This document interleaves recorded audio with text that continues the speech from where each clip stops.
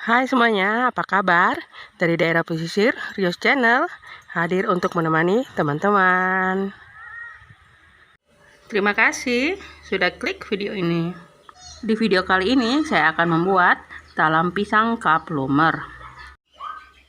Talam pisang cup lumer ini rasanya benar-benar enak, lembut dan juga lumer di lidah.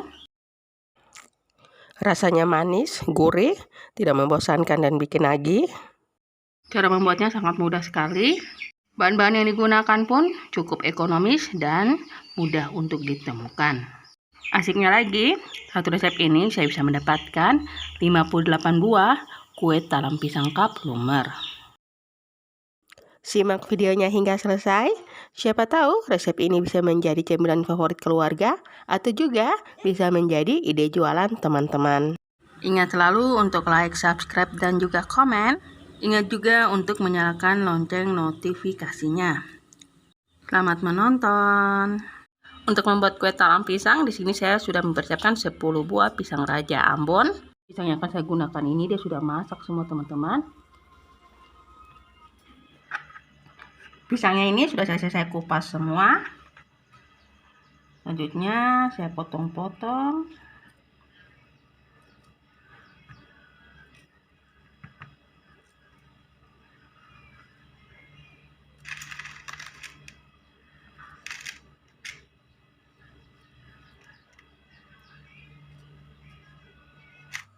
Pisangnya sudah selesai dipotong.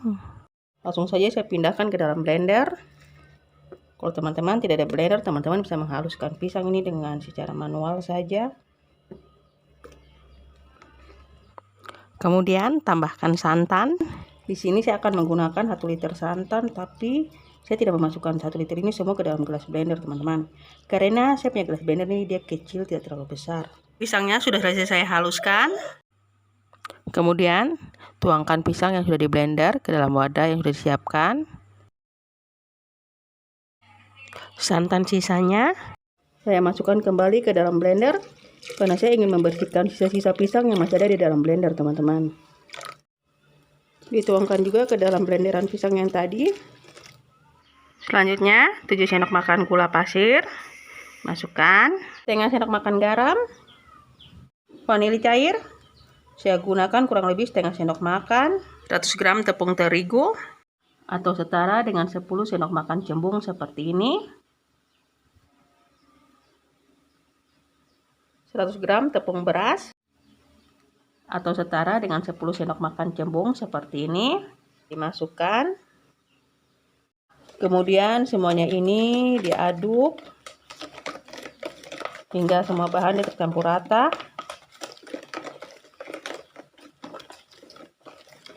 Berikutnya saya tambahkan 2 sendok makan margarin yang sudah dicairkan. 2 sendok makan margarin yang dicairkan, teman-teman.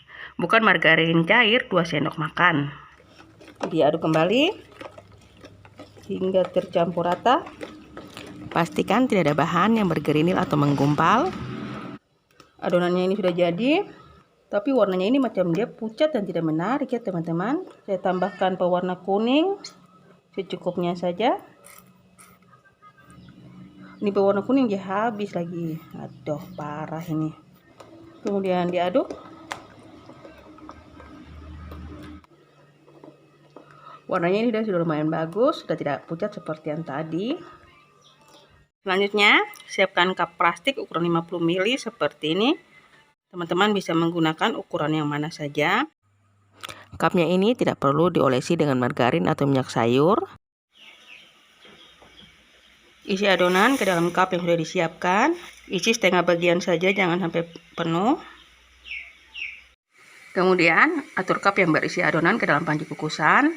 Pastikan ketika memulai mengukus, air di dalam panci kukusan sudah mendidih dan beruap banyak. Kemudian, tutup panci kukusan. Ingat selalu penutup panci kukusan harus dilapisi dengan serbet atau kain bersih. Kukus kue selama 30 menit dengan menggunakan api sedang cenderung kecil. Lanjut, lagi menunggu kuenya dikukus, saya akan membuat saus putih atau saus santannya. Siapkan panci untuk memasak. 2 sendok makan gula pasir, 70 gram tepung beras, atau setara dengan 7 sendok makan cembung seperti ini. 50 gram tepung terigu atau setara dengan 5 sendok makan cembung seperti ini. Dimasukkan setengah sendok makan garam. Bahan krimnya ini saya aduk terlebih dahulu. Selanjutnya, tuangkan 1400 ml santan. Santannya saya tuangkan sedikit dulu. Kemudian diaduk agar sausnya mudah tercampur dengan rata.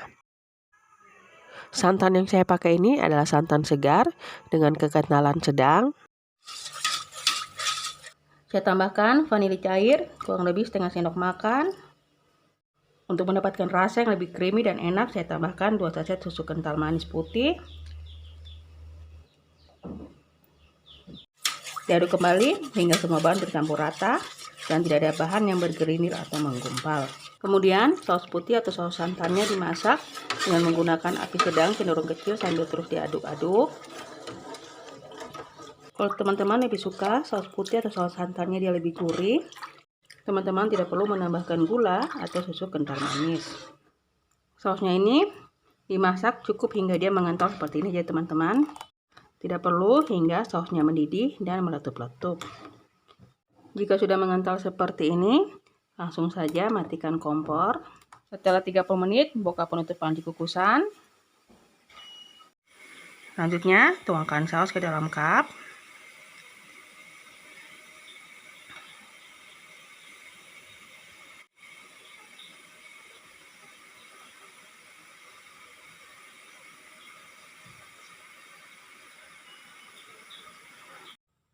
Tutup panci kukusannya kembali. Saya kukus kembali selama 10 menit. Setelah 10 menit, buka penutup panci kukusan. Kue-kuenya ini sudah benar-benar matang. Lalu akan saya keluarkan dari panci kukusan. Ini dia kue talam pisang yang sudah saya keluarkan dari panci kukusan. Untuk toppingnya saya beri keju. Kalau teman-teman ingin menggunakan topping yang lainnya juga bisa. Agar terlihat lebih menarik, saya tambahkan kismis.